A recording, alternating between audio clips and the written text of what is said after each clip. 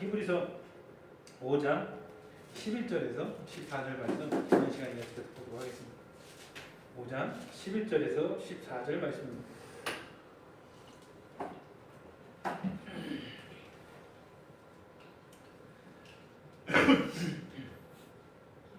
자, 같이 찾았으면 제가 한 절, 여러분이 한 절 그렇게 읽도록 하겠습니다.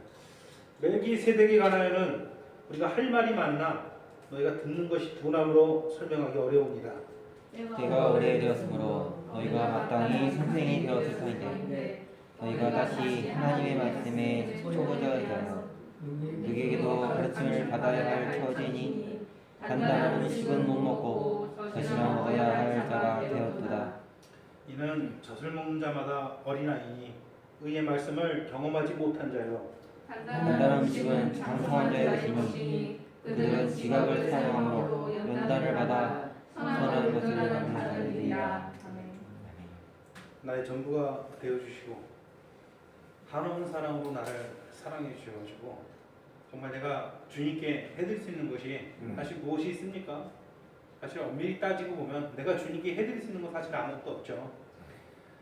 주님께서 나를 향해 베풀어 주신 엄청난 것들을 내가 알고 깨닫는 것, 그게 정말 중요하죠. 우리는 그것을 근데 별로 신경을 쓰지 않아요. 항상 내 중심이라서 늘 얘기하지만 내가 무엇을 할까만 고민하는 거예요. 사실 하나님께서 그리스도를 통해서 나에게 베풀어 주신 것들을 내가 제대로 아는 것이 중요한데 제대로 아는 것에는 좀 이렇게 등한히 여기고 그걸 제대로 알고 깨닫지 못하면서 내가 무엇을 할까 이거에만 좀 신경 쓰는 경향이 있어요. 우리가 그래서는 안 되죠.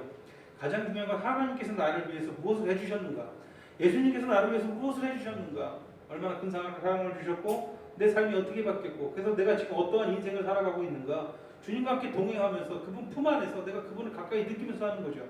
이게 그리스도인이죠. 내가 정말 주님과 가까이 살고 내가 주님이 나를 사랑한 것처럼 나 역시 주님만 사랑합니다. 나 주님 없이는 살 수가 없습니다. 세상 모든 것을 다 잃는다도 주님께서만 곁에 계시면 저는 든든합니다. 그렇게 고백하는 삶을 산다라면, 그렇게 고백하는 삶을 정말 우리가 살 수 있다라면 이미 수천 년 전에 2000년 전에 임마누엘 예수 오시기 훨씬 더 이전에 아브라함 시대에 내 사랑하는 나의 전부이신 이 주님이 나를 구원하실 방법을 미리 와서 멜기세덱을 통해서 자세히 알려주셨구나. 그럼 참 감격이 되겠죠. 근데 내가 평소에 주님과 관계를 갖지 못한다면 그게 감격이 되겠습니까? 전혀 감격이 되지 않는 거예요. 심지어는 아브라함 시대 4000년 전에 오신 주님도 감격이 안 될 뿐만 아니라 2000년 전 임마누엘로 오신 주님도 전혀 감격이 되지 않는 거예요. 왜? 지금 내가 주님과 별 관계가 없으니까. 내가 주님과 정말 깊은 관계가 있다라면 내가 매일매일 그분 곁에서 그분을 내가 온 몸과 영혼으로 느끼고 그분 안에서 살아가고 있다라면 그냥 죽임당하신 어린 양이라는 단어만 떠올려도 내가 막 어떻게 할 수는 없는 거예요. 주체가 안 되는 거예요. 비록 내가 실제로 그렇게 하지 못할지언정 그 순간만큼은 내 모든 생명을 다해서 주님만을 사랑하겠습니다 고백할 수밖에 없는 것이죠. 근데 평소에 주님과의 관계가 없으니까 멜기세덱도 이해가 안 되고 임마누엘도 이해가 안 된다는 건 내가 깨닫지는 못한다는 거예요. 내가 살면 못 느낀다는 거예요. 머리로는 알죠. 베들레헴 어린 양, 베들레헴 아기 예수로 오신 거 누구나 다 알죠. 그게 모치는 마리아고 그게 부치는 요셉이었어요. 어떠한 상황, 어떠한 배경에서 이 세상에 오신지 다 알아요. 머리로는 알죠. 근데 그 삶을 느끼지 못한다는 건 그건 진짜 아는 게 아니죠. 사실은 모르는 거죠. 멜기세덱이 아브라함에게 축복해주고 아브라함에게 경배받은 거 다 알아요. 머리는 다 알아요. 제가 설명도 해줬어요. 그러나 내가 지금 이 순간 주님과 함께하지 못한다라면 그게 그냥 이야기예요. 나에게는 그냥 별 의미가 없는 거예요.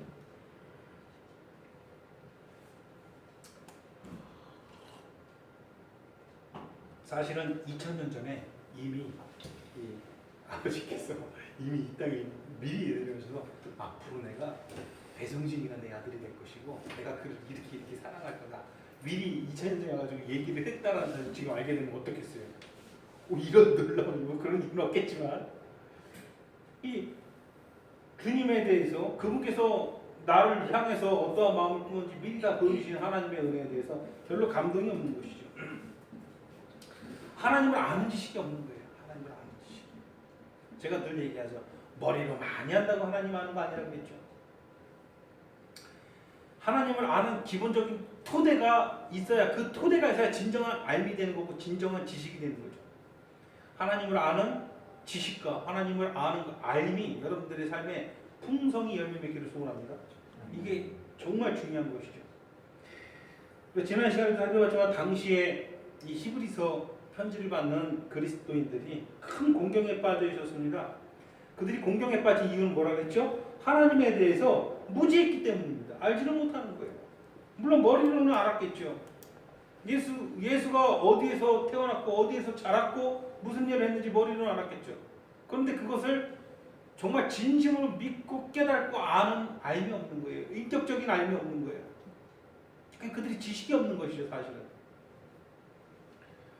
그래서 그들이 마땅히 선생이 되어야 할 터인데 다시 뭐가 됐다 그래요? 다시 전문이 됐다라고 한탄하고 있잖아요. 마땅히 선생이 되어야 되는데.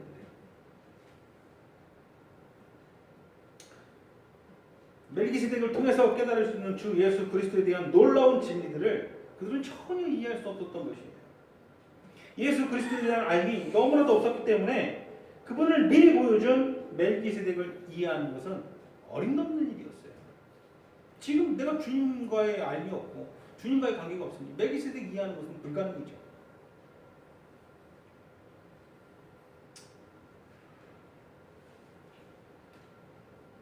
다시 처음으로 돌아가서 자신이 그리스도인이 맞는지 확인부터 해봐야 될 처지였습니다. 그래서 그들을 꼬집는 거예요. 너희가 선생이 되어야 되는데 다시 처음으로 돌아가서 다시 초보로 돌아가서 전범이가 된다. 그들은 오래도록 믿어왔지만 정작 주 예수 그리스도를 알았어요? 몰랐어요? 몰랐다라는 거예요. 이거 참 비참한 일이죠. 오래도록 나는 예수님을 믿었다고 그들은 고백했지만 사실 정작 예수님을 알지 못했다는 것입니다.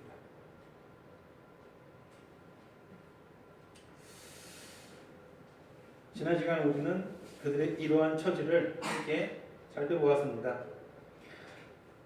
성경은 그리고 나서 아주 두려운 말씀을 합니다. 히브리서의 성경 전체에서 가장 두려운 말씀 중에 하나가 나오죠.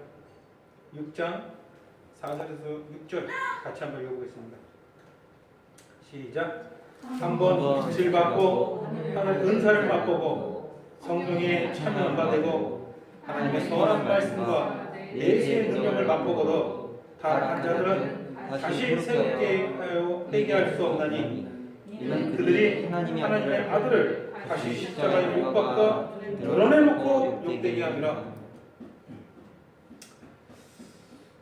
그들이 다시 신앙의 초보로 돌아간 것에 대해서 꼬집고 그리고 나서 이어서 아주 두려운 말씀을 주시는 거예요. 그들이 어떤 상태가 되었다? 왜 갑자기 뜬금없이 이런 얘기를 할까요? 내세 능력을 맛보고 타락한 자들 다시는 회개하여 돌이킬 수 없다. 너무 무서운 말이죠. 성경에서 다시는 회개하여 돌이킬 수 없다라고 지목한 제가 두 군데 나와요. 뭐가 있죠? 첫 번째는 바로 이 부분이고요. 또 하나는 성령을 해방한 죄. 성령을 해방한 죄는 우리가 이해하기 쉬워요. 어떤 거예요? 고의적으로 악의를 품고 복음을 압박하고 해방하는 거예요. 고의적으로 악의를 품고. 여러분 그런 적은 없죠? 고의적으로 악의를 품고 복음을 해방한 적 있으십니까? 그렇진 않죠. 지난 시간에 드렸던 질문 다시 한번 해보겠습니다. 예수 그리스도를 의지 않고 구원받을 수 있는 사람 손 한번 들어보세요. 없다라는 거예요. 여러분들 다 그렇게 고백한다라는 거예요. 나는 그리스도의 일부분만 의지해서 구원받을 수 있다. 손 한번 들어보세요. 없다라는 거예요. 여러분들 다 고백했어요. 나는 그리스도를 전적으로 의지하기 때문에 구원받은 사람이다. 손 한번 들어보세요. 나는 구원 받았다. 손 한번 들어보세요. 나는 구원 안 받았다. 아직 아닌 것 같다. 손 한번 들어보세요. 그럼 구원 받았다고 여러분들이 고백하는데 나는 내가 구원받은 것은 전적으로 그리스도만 의지했기 때문에 구원받는 거다. 손 한번 들어보세요. 물론 다 동의한다는 것이죠. 중요한 질문입니다. 늘 내 안에서 물어봐야 되는 거예요. 나는 전적으로 그리스도를 의지하여 살아가는 거야. 내 생명, 내 삶, 오늘의 내 현실 모든 것이 전적으로 내 주님 그리스도 안에 있고 나는 그분만을 의지하는 거야. 나는 전적으로 그분만을 의지하는 거야. 나 그 안에서 살아가는 거야. 그 밖에 있으면 나는 아무것도 아닌가. 나는 바울의 고백처럼 오직 예수께만 내 안에 예수님만 내게 있으면은 그분만이 나의 전부이다. 그분이 내게 없으면 난 아무것도 아니다. 비교할 수 있는가. 늘 점검을 해봐야 된다.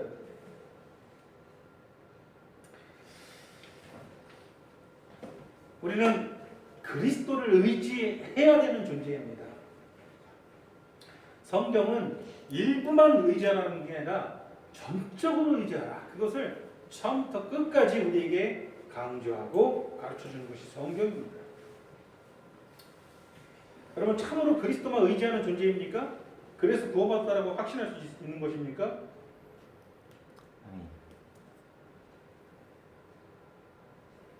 우린 과연 삶 속에서 실제로 그리스도를 의지하고 있나요?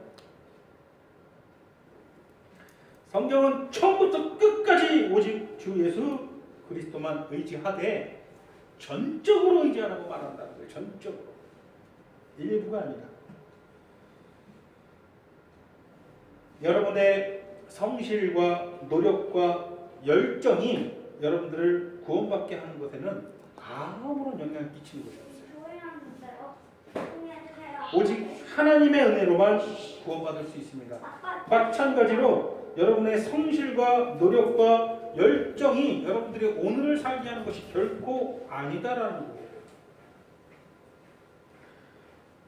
우린 여기서 많이 걸려서 넘어진다라는 거예요. 엄청 많이 걸려서 넘어져요. 나의 노력과 성실과 재능이 나를 먹여 살리고 살아가게 한다라고 그렇게 믿고 있는 거예요. 그것은 현실이고 내가 구원받고 예수 믿고 구원받는 것은 현실 밖의 일이라고 우리가 상상하는 거예요. 어쩌면 나의 성실과 노력이 오늘의 나를 살게 한다라고 내 나름대로 내 안에서 확신하고 살아가요. 이거 참으로 이게 참 우리를 힘들게 하는 요소거든요.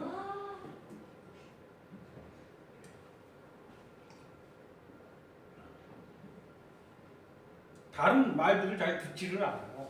이게 너무나도 확고부동하게 우리 안에 잘 펴있어요. 그들의 주장은 나로 하여금 오늘을 살아가게 하는 것은 내 노력과 성실과 열정과 지식이라는 그런 발상입니다. 그게 나의 오늘을 살아가게 한다는 거예요. 다만 내 구원은 전적으로 하나님의 은혜라는 거예요. 뭔가 대단히 이상한 발상을 하고 있어요. 오늘의 나를 살아가게 하는 것은 내 열정과 성실과 노력과 지식이라는 거죠. 그러나 내 구원은 전적으로 뭐다? 하나님의 은혜라는 거예요. 구원받은 나와 오늘을 살아가는 나 각각 다른 존재인 것 마냥 그런 발상을 하고 상상을 하고 살아가는 거예요. 구원받은 나는 저 다른 존재고 오늘을 살아가는 나는 또 다른 존재라는 거예요. 오늘의 현실에서 주 예수 그리스도만을 의지하고 전적으로 그분만 바라며 살아가지 못한다는 거예요. 그분 안에서 판단하고 그분을 믿고 내가 갈 길을 정하고 그 길을 돌아서지 않냐고 바로 가는 것, 이것이 그리스도인의 삶인데 그때그때 상황과 조건과 환경에 따라서 내 열정과 노력과 내 판단이 항상 우선이 되어가지고 살아가는 거죠. 그러니까 오늘 살아가는 것은 전적으로 그리스도를 의지해 살아가는 게 아니라 항상 마음속에 그런 고백을 하는 거예요. 내가 구원받는 것은 전적인 그리스도의 은혜다. 그러니까 구원받은 나와 오늘을 살아가는 나라가 따로예요. 따로.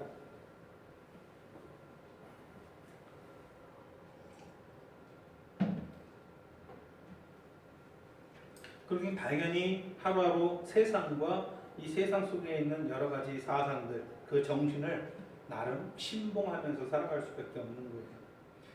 세상 사람들이 잘 살기 위해서는 이래야 돼. 똑같이 신봉하고 따라가는 거예요. 그걸 어떻게 거부할 수가 없는 거예요. 거절할 수가 없는 거예요. 그럼 기형적이죠. 우리가 참 하나님 앞에서 참 내가 신실하고 내가 나름 잘하고 있다 이렇게 생각할지는 모르겠지만 어떻게 보면 내가 가만히 나를 들여다보면 상당히 기형적이에요. 상당히 기형적이에요.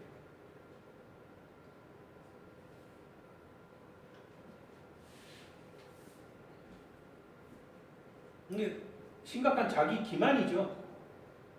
남들을 기만하는 것도 큰 죄이지만 자기 자신을 기만하는 것도 정말 큰 죄예요. 언행 불일치, 언행일치가 안 되는 거예요. 내 입으로는 항상 너무나도 당연한 듯이 그리스도만이 나의 전부이고 난 하나님의 은혜로 살고 난 전적으로 주님만 의지해서 살아가는 존재입니다. 늘 입으로부터 고백할 수 있는데 실제 삶에서는 그 고백하는 바를 다 부인하면서 살아가는 거예요. 실제 행위는. 궁극적으로 나를 살게 하실 분은 주님입니다. 고백하면서 실제로 오늘 하루 살게 하는 것은 나의 조건과 나의 환경과 나의 자세라는 거예요.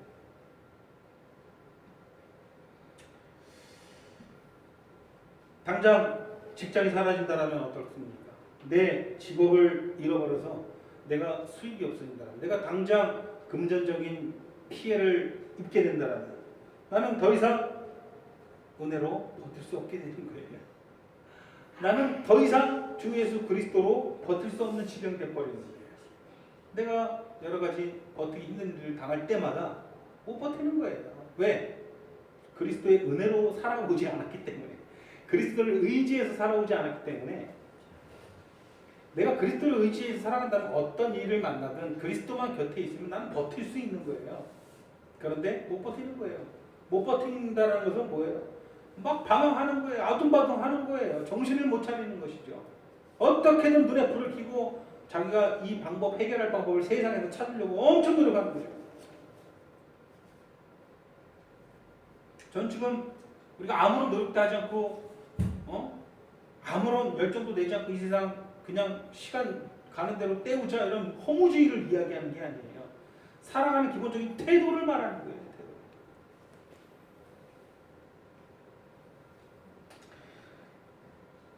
내 몸에 큰 병이 생긴다라면 나는 더 이상 주님으로 버틸 수 없는 상태가 돼버리는 거예요.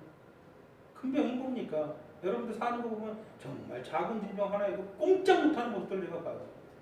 참 안타깝습니다. 내 신변에 여러한 안 좋은 어려운 징조들이 나타나면 견디지를 못하는, 내가 편안하고 내가 별일 없을 때에만 주님을 전적으로 의지해서 살아가는 거예요. 내가 편안할 때만.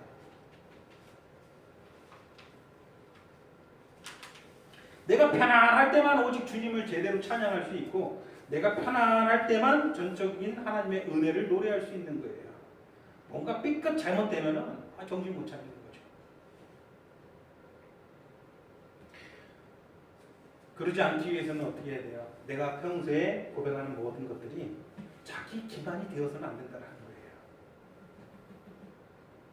하나님을 아는 기본적인 지식을 가지고 여러분들이 인생 살아가야 되는 거예요. 하나님을 아는 기본적인 지식은 뭐예요? 나는 전적으로 주 예수 그리스도의 것이다. 살리든 죽이든 어떻게든 그분의 판단에만 내 모든 것을 맡기겠다. 그리고 오늘을 그 바탕 안에서 열심히 살아가겠다.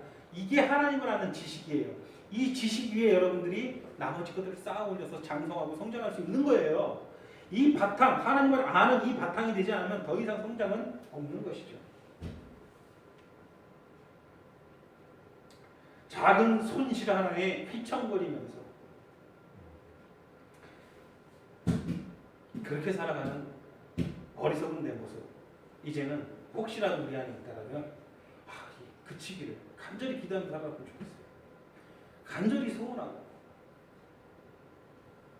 내 평생 소원은, 내 평생의 소원이라는 이 간절한 이 고백, 그 평생의 소원이라는 고백이 뭐였어요? 그 찬양의 노랫말에 늘 찬송한다, 늘 찬송한다. 너무 멋있는 고백 아니에요? 뭐 감격이 벅차오르지 않습니까? 이런 찬양 부를 때마다.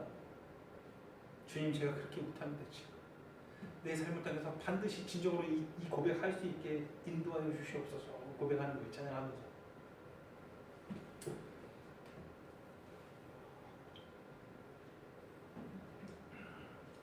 우리가 읽은 히브리서 6장 4절에서 6절 말씀, 우리가 무서운 말씀, 두려운 말씀 읽었는데 무슨 내용입니까? 빛 대신 주님을 구주로 고백하였고 여러분 빛 대신 주님 나의 구주라고 고백해 보신 분 손 한번 들어보세요. 다 들은 걸로 믿겠습니다. 말씀을 깨닫고 놀라운 은사를 맛보았습니다. 나는 맛본 적 없다. 손 한번 들어보세요. 다 맛보았어요. 그죠? 성령에 참여한 바 돼가지고 성령의 이끄심과 감화 감동하심을 체험했다라는 거예요. 나 체험해봤다. 다 체험해 보셨습니까? 성령의 이끄심 체험해 보셨습니까? 그리고 천국의 소망을 맛보았다라는 거예요. 천국 소망을 맛보았다라는 거예요. 천국이 어떤 것이 자세히는 모르지만 그 안에 있는 뚜렷한 소망을 내가 체험하고 맛보았다는 겁니다. 그럼에도 본문에 보면 뭐라고 되어 있어요? 그럼에도 타락한 자는 다시 회개하여 돌이켰다라고 얘기하잖아요. 그럼에도 타락한 자. 이 타락한 자는 어떤 일을 말하는 것일까요? 지금까지 얘기한 것처럼 언행이 일치가 안 되는 자들이에요. 언행이 일치가 안 되는 자들. 완전히 의지하지 않는 자를 말하는 거예요. 전적으로 의지하지 않는 자들. 이게 별거 아닌 것 같지만 당연히 전적으로 우리가 의지하지 못하지. 이거 이상한 발상이거든요. 굉장히 기형적인 것이죠. 전적으로 의지하지 않으면서 무슨 구원을 말합니까? 전적으로 의지하지 않는 삶을 살고 있으면서 내가 무슨 그리스도인이라고 고백을 할 수 있습니까? 그리스도인의 기본 전제 조건은 뭐예요? 그리스도 안에서 다시 태어난 존재 아닙니까? 다시 태어난 거예요. 그 안에서. 그럼 전적으로 그것만을 의지하고 바라보고 살아가는 존재잖아요. 근데 이 전제 조건이 깨어져 버리면 여러분들 그리스도인 맞습니까? 구원 얻은 거 맞습니까? 다 아니다. 다 부인되는 거예요. 모든 여러분들이 가지고 있는 복음이 부인당하는 거예요. 그러니까 이게 가장 기초적인 기초예요. 그런데 우리는 이것을 어려운 것으로 여긴다라는 거예요. 뭔가 지금 아는 게 이상하게 알고 있어요. 여러 가지 고난이 올 때 그것이 너무너무 힘들더라도 너무 버티기 힘들더라도 꼭 주님 안에만 붙어있는 자. 이게 언행일치가 되는 자 아닙니까? 여러분이 힘들어하지 않는다라는 게 아니에요. 고난이 와도 나는 싱글벙글 웃을 수 있는 성정이 여러분들이 갖춰진다라는 게 아니에요. 고난이 오고 여러분들이 환란이 왔을 때 너무나도 힘들지만 그럼에도 불구하고 그 상황에서 주님 안에는 꼭 붙어있는 자들. 그런 자들이 언행일치가 되는 자들 아닙니까? 그런데 그럴 때마다 주님 안에 꼭 붙어있기를 거부하는 자들이 되게 많다는 거예요. 다른 것을 의지하고 다른 것만 바라보고 그래서 낙심하고 쓰러지는 이런 자들은 다시 타락한 자들이에요. 그런 자들을 타락한 자들하고 표현하는 거예요. 여러분들은 그리스도인입니까? 다시 타락한 자들입니까? 다시 타락한 자가 되어서는 안 되겠습니다. 오늘을 살고 내일을 살고 어떠한 환경 속에서도 그리스도 안에서 그분만을 전적으로 바라보고 의지하는 여러분들에게 소원합니다. 아멘. 이것이 진짜 선거죠. 작은 손실 하나 휘청거리면서 주님 외에 그때마다 다른 것 바라보는 자들. 그러니까는 나를 움직이고 판단하고 내 인생길 선택하게 하는 것은 주님이 아닌 거예요. 복음이 아닌 거예요. 내가 작은 손실 하나하나 날 때마다 그때마다 휘청거리고 그때마다 다른 것들을 바라보는 거예요. 그러니까 지금 중요하게 내가 판단해야 되고 내가 갈 길을 정할 때 내가 주님만 바라보고 그 길을 정하는 것이 아니라 내 환경을 바라보고 그 길을 정하는 거예요. 이건 타락한 자들이다. 미안하지만 그리스도인이 아니라는 거예요.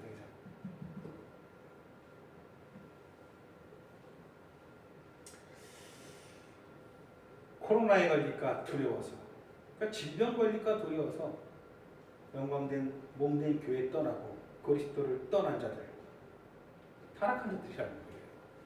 언행 일치가 안 되는 자.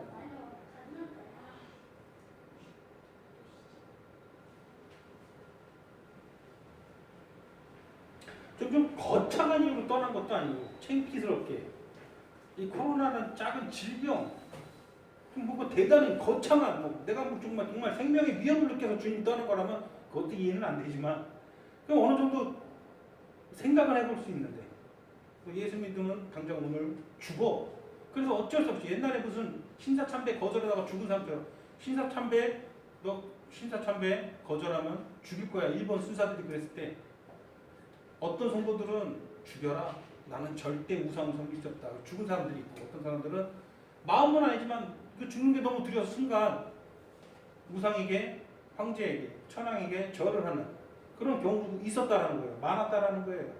그래서 세계 그때 당시만 해도 카톨릭은 공식적으로 신사참배해가지고 목숨 잃게 될 위협이 있으면 너희는 절해라. 그렇게 공식적으로 선포까지 했었어요. 뭐 그런 상황도 아닌데 그런 상황이라는 거에도 우리가 이해는 해요. 나도 저 상황이라면 어떨까 고민을 할 수 있어요. 그런데 딱 코로나 때문에 교회를 떠난 성도들이 얼마나 많이 있습니까 지금. 어떤 자들이라고요? 히브리서 6장에서 말하는 타락한 자들이 바로 그런 자들이라는 거예요. 토대가 없는 신앙, 바탕이 없으니까 이런 일들이라는 거예요. 바탕이 없으니까. 기본적인 예수 그리스도에 대한 알미 없으니까 그리스도에 대한 알미 있는데 어떻게 이룰 수가 있어요? 영국 씨, 만약에 오늘 집에 계신 엄마를 갖다 버리지 않으면 코로나에 걸려요. 당장 갖다 버리세요. 갖다 버리면은 정신 나간 사람이 미친 사람이에요. 그렇죠? 근데 하나님 그러고 있는 거예요. 얼마나 한심합니까? 이게 생각을 해요. 그러니까 기본적인 알미 없는 거예요. 내가 엄마를 알고 엄마를 사랑하고 그 사랑을 내가 체험했고 그분이 나를 지금까지 살게 했고 그걸 아니까 내가 엄마에 대한 인격적인 알미 있으니까 그거는 있을 수가 없는 일이에요. 내가 코로나 걸린다고 엄마 갔다 고 있을 수가 없는 일이잖아요. 근데 하나님께 이렇게 하는 거예요. 왜 그래요? 왜 그게 가능해요? 알미 없는 거예요. 알미 없는 거예요. 알미.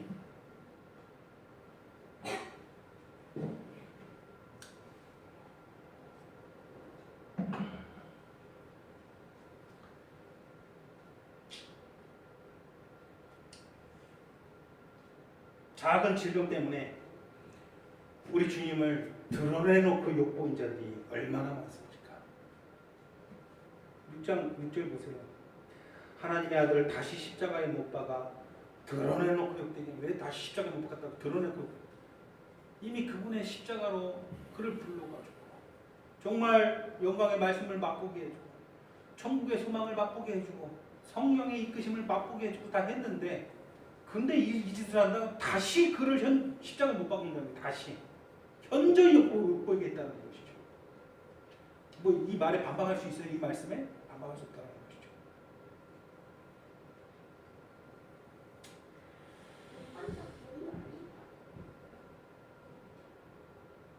다만 타락한 자들로 남지 아니하고 이 교회의 모든 성도들이 다시 다 돌아오기를 간절히 소원합니다.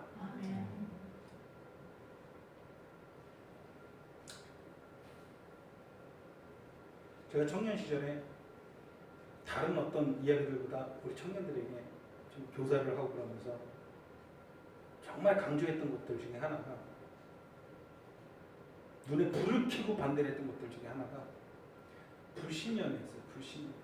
믿지 않는 자와 멍에도 같이 밀지 말라고 하는데 어떻게 평생 가역을 할 수 있고 어떻게 믿지 않는 자와 같이 갈 수 있겠느냐.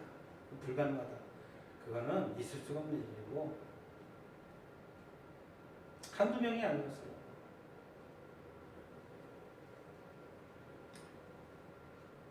때로는 믿지 않는 청년과 만난다라는 자매에게 아주 모진 말도 안 되는 소리 하지 말라. 그래서 인연이 끊어진 경우도 있고요. 그 부분에서만큼은 저는 아주 강력하게 얘기했어요. 차라리 너 평생 혼자 처녀로 늙어 죽어라. 그게 훨씬 더 아름다운 인생이다. 이렇게 믿지 않는 자와 멍에를 같이 냈다 해요. 왜 그랬을까요? 왜 저는 그걸 그렇게 강조했을까요? 전적으로 주님을 바라볼 수가 없게 되는 거예요. 우리의 기본 토대는 뭐라 그랬어요? 전적으로 주님만 의지하는 존재들인데 다른 것을 자꾸 바라보게 한다니까요. 그런 요소들이 아주 강력하게 나로 하여금 다른 것을 바라보게 해요. 절대 전적으로 주님 의지 못하게 해요. 그러니까 나로 하여금 6장 이 두려운 말씀 타락한 자로 남게 한다는 거예요. 계속.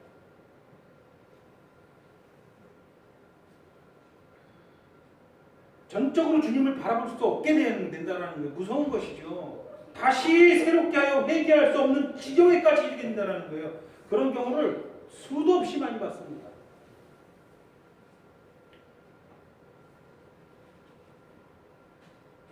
다 결국은 주님을 떠나잖아요. 단 한 사람 빼놓고 다 주님을 떠났어요.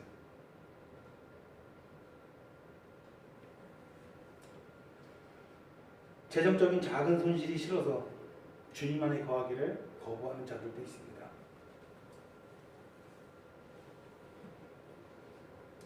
너무 많죠. 때로는 정말 하찮은 이유로 우리는 심각하게 범민하고 있습니다. 예수 안에서 살아가는 것은 정말 하찮은 이유. 우리 모두가 마찬가지예요. 하찮고 시덥지 않은 이유로 범민할지라도 그럴 수밖에 없는 존재고요. 당장 큰돈 단위, 돈 100만 원 손해보는 것을 끔찍하게 생각하는 경우도 많죠. 저 역시도 그렇고요. 우린 그럴 때마다 범민해요. 우린 그럴 때마다 범민할 수밖에 없는 아주 연약한 존재예요. 그런데 범민하세요. 범민이 되는데 어떻게 범민을 안 하라고 합니까? 정말 시덥지 않은 이유로 여러분들 고통받잖아요. 상대적으로 봤을 때 정말 아무것도 없는 거. 지금 돈 10만 원인데 10만 원을 행복해 하고 있어요. 근데 여기는 돈 1000만 원 가지고 막 고통스러워 하고 있어요. 10만 원 가지고 행복한 사람이 봤을 때는 어때요? 아, 이상한 사람이다. 상대적인 내가 근데 여기서 범민하는 거예요. 상대적으로 그럴 수 있다라는 거예요. 범민하고 싶으면 범민하세요. 그러나 주님 안에서 범민하라는 거예요. 한심한 짓을 해도 주님 안에서 하라는 거예요. 주님 밖에 나가지 말라는 거예요.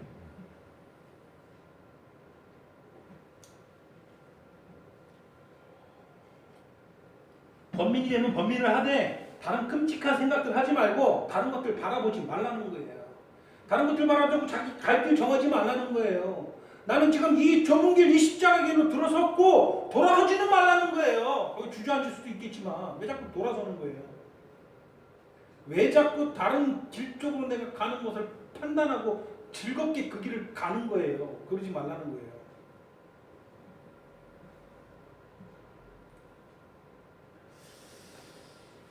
결국 우리가 입으로만 주님을 의지하고 입으로만 구원을 노래한다면 사실상 복음 전체를 부인하는 것이고 그렇게 부인하기를 내가 즐기는 자라는 거예요. 이 즐기는 자들, 이런 자들은 타락한 자들이라는 거예요. 다시 회개하여 돌이킬 수 없는 자들이라는 거예요.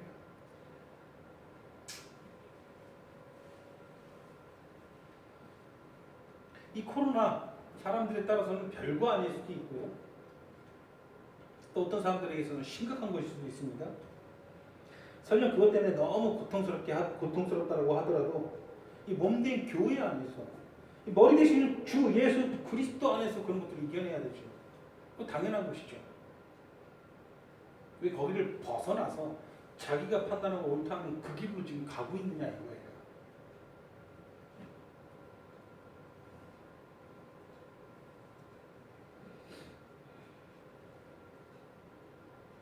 입으로만 오직 은혜로 산다라고 하면서 입으로만 오직 예수라고 하면서 틈만 나면 다른 세상에서 살고 있다라면 주님을 다시 십자가에 못 박아 드러내놓고 욕되게 한다. 이 말에 참 부합되는 것이죠.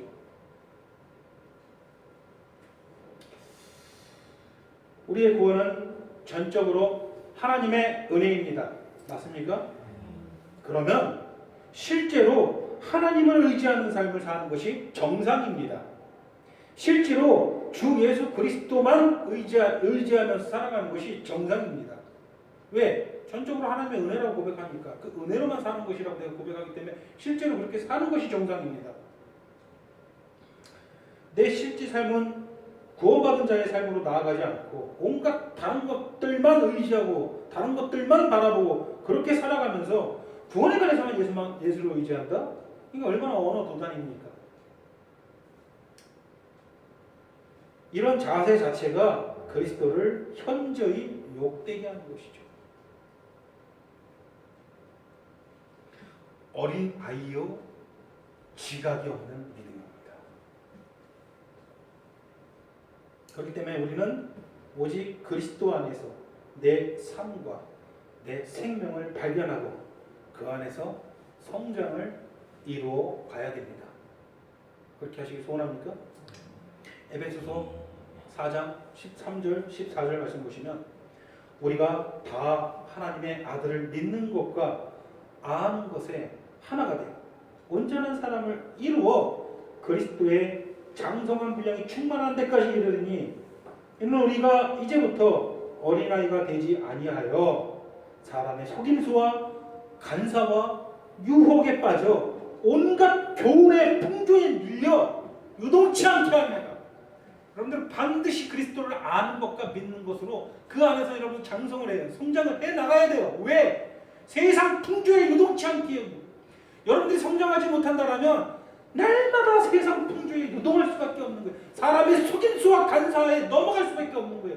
얼마나 기가 막힌 구절입니까? 얼마나 우리의 뼈와 살을 후벼파는 말씀입니까? 여러분들 날마다 세상 풍조에 휘말려 살아가잖아요. 사람의 속임수와 간사에 빠져가지고 그것이 행복이라고 믿고 살아가잖아요. 왜 그런 일이 일어납니까? 그리스도를 믿는 것과 아는 것에서 온전한 삶이 되지 못했다는 거예요. 완전히 정목이에요. 전적으로 주님을 의지하지 않는 삶은 아무런 가치가 없는 삶입니다. 정확하게 그리스도 밖에 있고 오직 하나님이 아닌 것을 다른 하나님이 아닌 다른 것을 믿고 그렇게 신뢰하면서 살아간다는 거예요. 그러니까 정확히 그리스도가 그리스도인이 아니다라는 것이죠. 다시 한번.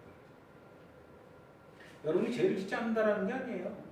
그리스도 안에 살면서도 여러분 육체의 유혹에 빠져가지고 죄를 날마다 지을 수밖에 없어요. 제가 말하고자 하는 것은 그리스도의 밖에 있고 밖에 있는 사상과 밖에 있는 가치들로 인해서 갈 길 정하고 판단하고 그 길 정해서 그 길을 간다는 거예요. 그 길 가면 안 돼요. 유혹이 없고 시험이 없고 고통이 있더라도 그리스도 안에 있어야 되는 거예요. 그리스도 안에서 그 길 가라는 거예요.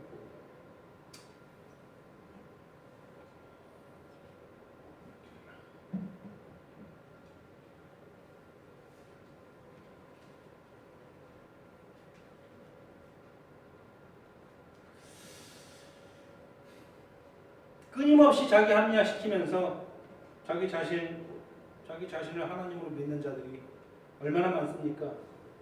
그들이 고백하는 신앙이 과연 무슨 가치가 있는 신앙이고 그들이 고백하는 신앙 고백들이 무슨 의미가 있는 신앙 고백입니까?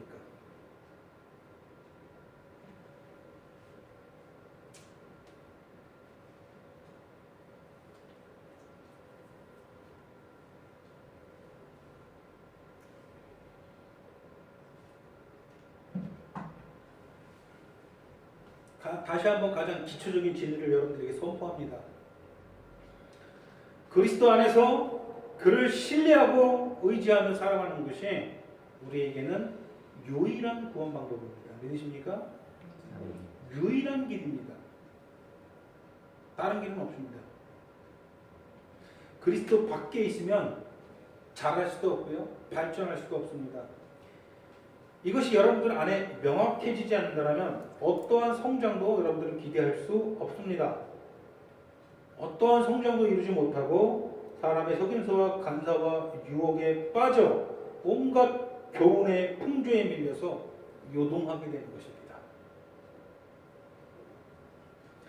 오직 그리스도만 의존하는 삶, 이것이 하나님을 아는 삶이고 이것이 신앙의 기초입니다.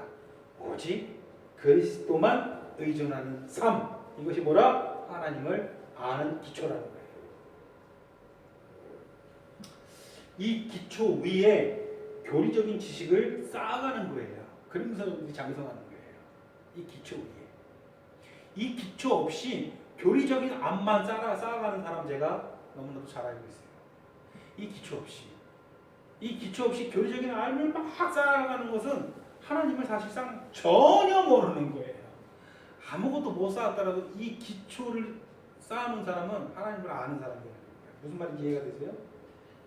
사람의 책이 아니고 사람의 지식이 아니에요. 살아계신 하나님의 말씀이고 사람의 지혜대로 이것을 이해하고 깨달을 수 있는 것이 아니에요.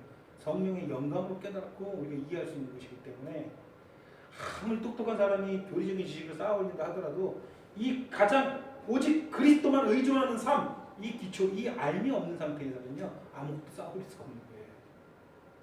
무슨 말인지 아시겠습니까?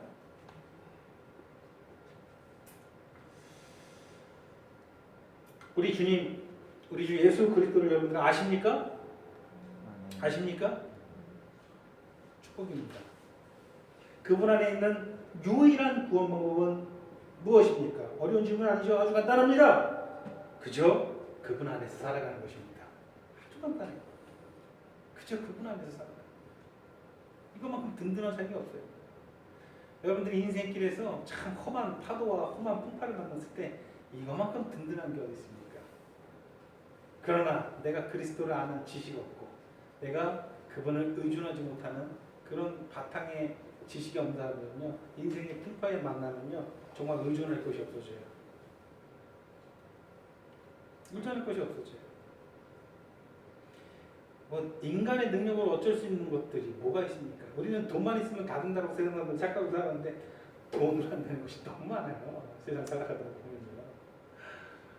여러분들이 30억짜리 아파트를 가지고 있고 여러분들이 통장에 수백억이 있으면 뭐합니까? 그런 것들은 어쩔 수 없는 것들이 너무 세상에서 여러분들이 모든 사람들이 여러분들 앞에 고개를 주안이는 여러분들이 그런 건설을 가지고 뭐합니까? 모두가 여러분들을 우러보는 모두가 여러분들을 존경하는 그런 명예를 가지고 뭐합니까? 그런 것들로 결코 해결할 수 없는 문제들이 너무나도 많다는 거예요. 인생에. 그런 인생에서 어려움들 여러분 만나본 적 있습니까? 만약 그런 일을 만났을 때 여러분들이 무엇으로 버틸 수 있겠습니까? 여러분들 바탕이 되는 하나님을 아는 지식이 없으면요 아무것도 여러분들 버티게 할 수 없어요. 그 순간 무너지는 거예요.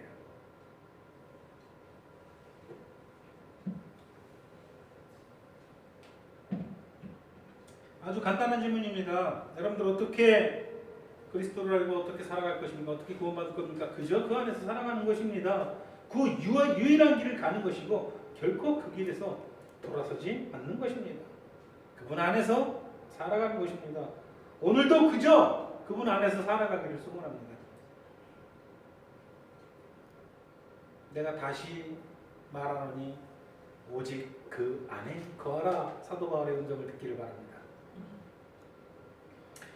이 구원의 유일한 방법이자 신앙의 기초를 알지 못하는 한 그 어떤 소망도 없습니다.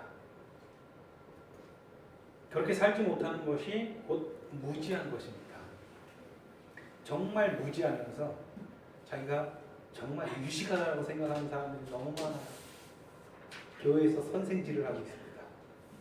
정말 무지하면서 자기가 유식하다라고 하는 거죠.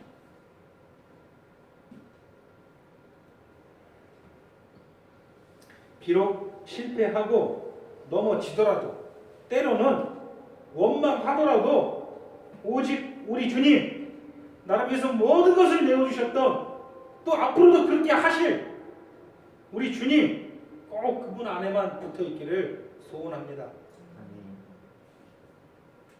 그분 안에만 꼭 붙어있고 여러분들이 정말 그분을 사랑하는 마음에 너무나도 힘들어서 하소연하면서 원망하지만 원망한다고 여러분들 혼내실 분이 아니에요. 거기서 여러분들이 자라나기를 소원합니다.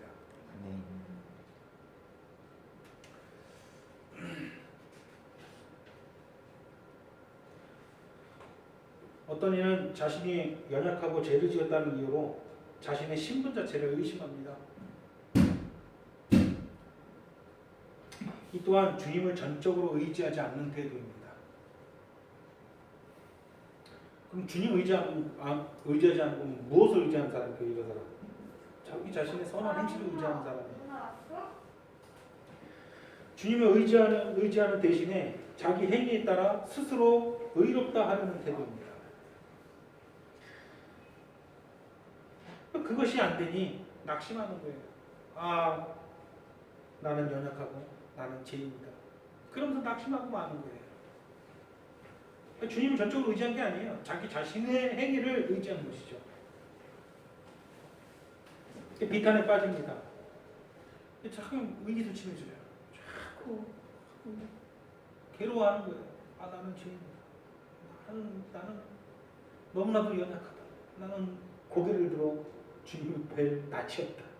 그러면서 많은 신앙의 위대한 위인들이 그랬어요. 제가 여러 번 얘기했지만 대표적으로 누가 그랬어요? 마틴 루터가 그랬어요.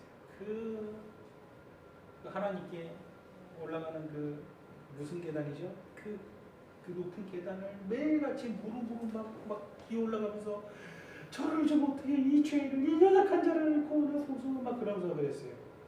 그 주님을 전적으로 의지한 거예요? 아니에요. 자기 자신의 계속 의지하는 거예요. 이것 또한 똑같은 것이죠. 주님을 전적으로 의지하는 대신 세상의 다른 것을 의지하든, 주님을 전적으로 의지하는 대신 자신의 의를 의지하든, 그러니까 사실 결론은 똑같은 거예요. 주님을 의지하지 않는 거예요.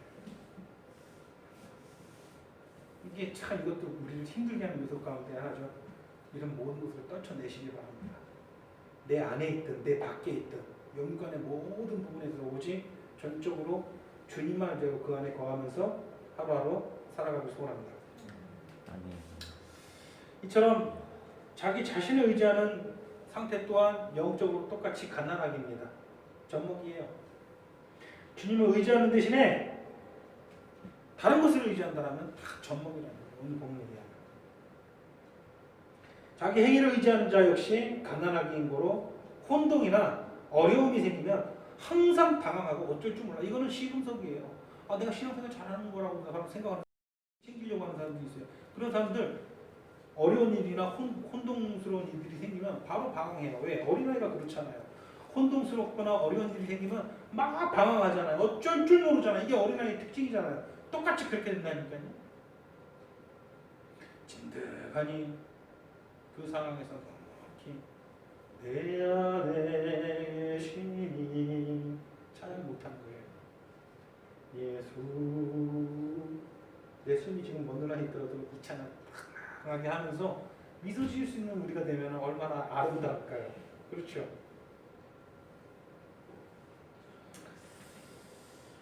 내 안의 문제는 내 안의 문제든 내 밖의 문제든 오직 그리스도의 보배로운 피만 그렇게 의지하는 저와 여러분들이 소원합니다. 만약 그렇지 않는다면 50년이 지나도 100년이 지나도 우리는 여전히 젖먹이일 수밖에 없어요. 50년 신앙생활 했다고 100년 신앙생활 했다고 자랑할 게 못 되는 거예요. 젖먹인데요. 한 달을 믿어도요. 젖먹에서 벗어나는 시간이 있어요. 한 달을. 이 시대 많은 장로교 교회들의 장로들의 행태를 보면요. 우리 교회 말하는 거 아닌데 장로님 오해하지 마세요. 그 성도들 위해 건세하고 막 젊은 목사들을 마치 무슨 자기네 집에 있는 아들내미 대하듯이 막 쥐락벼락 하려고 그러고 막 하는 그런 행태 보면요. 아이고 평생 50년 60년 신앙생활해도 정말 젖먹이시라는 거예요. 애기에 애기. 그게 이 시대 장로교가 그렇게 됐죠. 우리는 반드시 자라나야 돼요. 성장을 해야 돼요. 본문의 표현을 빌리자면은 이제 우리는 어떤 음식을 먹어야 된다? 단단한 음식을 먹어야 돼요. 단단한 음식을 먹을 줄 알아야 돼요. 단단한 음식은 무엇입니까? 성경의 교리와 진리들입니다. 오직 그리스도만 의지하여 사는 사람들이 그런 그리스도에 대한 지식이 있다라면 이제 반드시 그 지식 안에서 자라나야 돼요. 그러니까 여러분들이 교리 공부가 중요한 것이고 성경의 진리, 말씀 자꾸 묵상하고 그 말씀 여러분들이 쌓여가는 게 중요한 거예요. 다만 분명히 얘기했죠. 아까 전에 얘기한 게 뭐예요? 우리가 예수 그리스도를 참으로 아는 것은, 그 아는 지식은 우리가 전적으로 그분을 의존하는 그 지식이라고 했어요. 그 바탕이에요. 그 바탕이 깔렸으면 그 안에 이제 교리들이 쌓아 올라가야 돼요.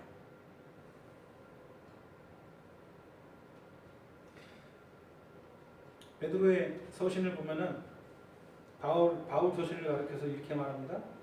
베드로후서 3장 15절 16절 보면 그 중에는 더러 알기 어려운 것이 있으니 무식한 자들과 글쓰지 못한 자들이 다른 성경과 같이 그것도 억지로 풀려다가 스스로 멸망에 이른다.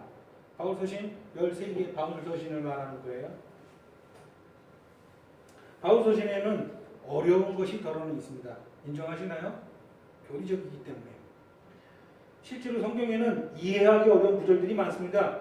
그럴 때 우리는 몰라요. 나 바빠요. 그런 거 신경 쓸 여유가 없어요. 그냥 잘만 믿을게요. 이런 태도를 가져서는 안 된다라는 것이에요. 이거 세상 공부가 아니에요. 세상에서 무식하고 배우지 못한 사람들은 그래서 세상의 방식으로 공부하라 그러면 공부 못할 수도 있어요. 근데 이건 세상의 방식으로 공부하는 책이 아니라니까요. 계속 그런 자세를 유지한다면 계속 젖먹일 뿐인 것이죠. 그 상태에 계속 머물 수밖에 없는 것이죠. 아, 나는 배우지 못하고 무식한 사람이에요. 이런 말 하지 말라는 거예요. 다시 한번 말하지만 하나님의 말씀은 사람의 지혜로 이해하고 깨닫는 것이 아닙니다. 그러니 그런 걱정 치워버려도 됩니다. 성령께서 여러분들 안에서 직접 갖추시는 것들은 다 이해해요. 아무리 심지어는 글을 읽을 줄 몰라도 다 이해해요. 글을 읽을 줄 모르는 사람들이 능력의 말씀을 선포할 수도 있어요. 이게 성경의 지식이에요.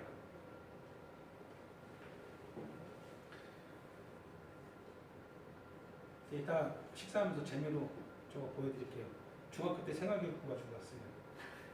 IQ가 또 그런 저도 여기서 하나님 말씀 선포하잖아요. 여기서 저보다 IQ 낮은 사람 아마 한 명도 없을 거예요. 중학교 1학년 때 성적 좀 보세요.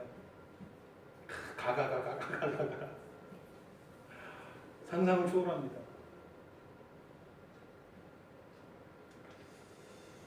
여러분이 잘하기 위해서는 반드시 단단한 음식을 먹어야 됩니다.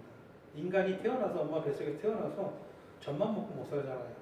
때가 되면 이유식을 해야 되고 점점 단단한 것을 먹어야 뼈도 자라고 살도 자라고 키도 크고 몸에 면역성도 생기고 계속 엄마 젖만 먹으면 어떻게 돼요? 죽어요. 물론 처음에는 그게 얘를 살찌게 하고 막 무럭무럭 자라게 해줘. 근데 그 이후로도 아무것도 계속 엄마 젖만 먹으면 어떻게 돼요? 죽는 거예요. 더 이상 생존이 불가능한 거예요. 무슨 말인지 이해가 되세요, 여러분? 계속 젖 먹이고 남아있으면 안 된다는 거예요. 단단한 음식을 먹을 수 있어야 된다는 것이죠.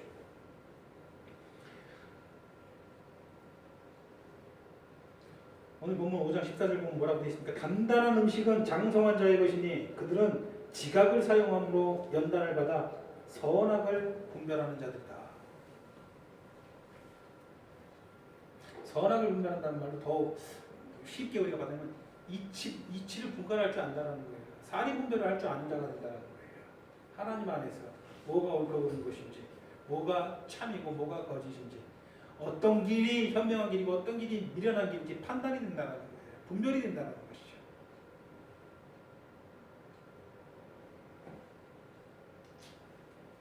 지각을 사용해야 됩니다. 우리에게 주신 재능을 활용을 해야 됩니다. 우리는 부지런해야 됩니다. 우리는 보통 세상에서 부지런하고 성실을 아주 잘 보여줍니다. 영육 씨 회사에서 성실한 사람이 아주 불성실한 사람이에요. 솔직하게 나는 사람들이 참 불성실한 사람이다라고 생각한다. 아니다, 나는 그래도 어디서 어떤 사람들과 어울려서 생각해도 저 사람 성실한 사람이다 소리를 듣는다. 100%에 제가 볼 때는 저 빼고 100%에 저는 어디 가서 성실한 사람의 소리를 들어본 적이 없어요. 그게 자랑은 아니에요. 성실해야겠죠. 성실해야 됩니다.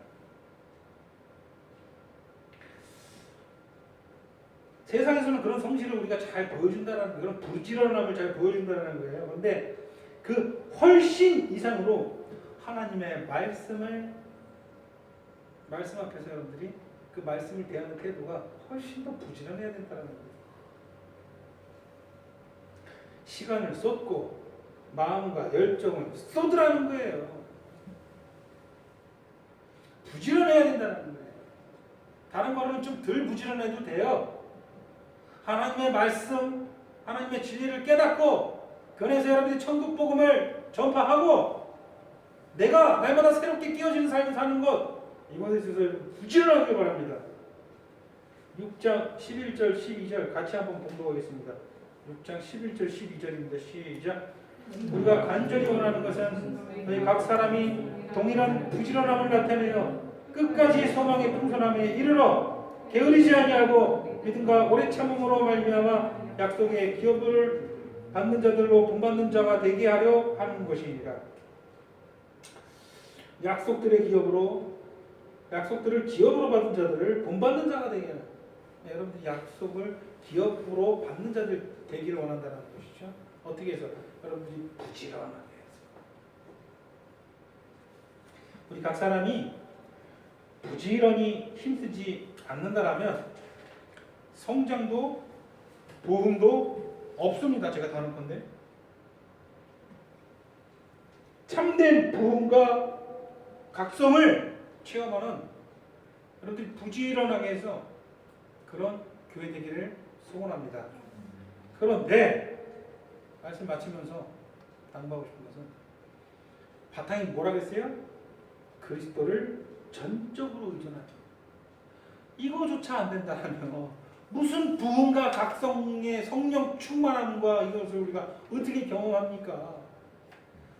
기본 토대가 안 되면 그러면 여러분들이 오늘 히브리서 기자가 교회들을 이 수신자들을 혼낸 것처럼 너희가 이미 오래전에 선생이 되었어야 할 것인데 다시 신앙의 초보가 되어 전먹이가 되었다. 그러면서 혼날 수밖에 없는 거 아니겠습니까? 그죠? 이제는 전먹에다 벗어나서 그리스도 안에서 내가 살고자 고백하면서 정말 성장을 좀 이루는 1년 전이나 10년 전이나 내가 변함이 없다라면 얼마나 심각한 문제입니까? 그런데 실제로 우리 중에 그런 경우가 있다면 이 얼마나 가슴 아픈 일입니까? 성장하기 원합니다. 우리가 참된 부흥과 각성의 체험을 우리가 함께 누리기를 소원합니다. 기도하시겠습니다. 사랑의 하나님, 하나님을 안다는 것이 우리가 지식이 쌓인다는 것이 세상에서 말하는 그런 지식과 항적인 알미 아닌 것을 다시 한번 깨닫고 고백드립니다. 우리가 하나님을 알 때 정말 인격적으로 체험으로 알고 내 삶 속에서 알기를 소원합니다. 우리가 다른 건 몰라도 진정으로 날마다 하루하루 살아가면서 나는 주 예수 그리스도의 것입니다. 나는 그 안에서만 살기를 원합니다. 나는 전적으로 우리 주님만을 의지합니다. 우리 주님과 같이 나를 사랑할 수 있는 이 세상이 존재하지 않습니다. 이렇게 고백하며 살아가게 해 주시옵소서. 그래서 하나님께서 우리를 사랑하신 것 같이 우리도 하나님을 사랑하고 그리스도께서 우리를 아는 것 같이 나도 그리스도를 알고자 간절히 소원하고 날마다 나아갈 수 있는 그런 교회 되게 하여 주시옵소서. 우리 안에 있는 모든 부적절함과 모든 어리석은 것들 주님 간절히 바라올 건데 우리 안에서 완전히 동원하여 주시옵소서. 날마다 새롭게 나아가는 그런 교회 되게 하여 주시옵소서. 세월을 아끼라 때가 악하니라 라고 하신 이 말씀을 기억해서 우리가 이제는 시간을 아끼고 때를 아껴서 정말 하나님을 사랑하고 하나님을 섬기고 하나님을 알아가는데 내 모든 삶을 내어드릴 수 있는 산재물로 드릴 수 있는 그런 교회 되게 하여 주시옵소서.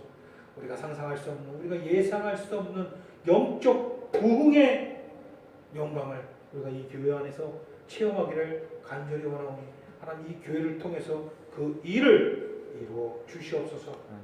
우리가 안 된다, 우리가 희망이 없다라고 느낄 그 순간에 하나님께서 능히 모든 것을 할 수 있음을 그것 믿고 바라오니 하나님 우리가 산 소망을 가지고 날마다 다름질할 수 있는 교회 되게 해 주시옵소서. 예수님 이름으로 기도드리옵나이다. 아멘.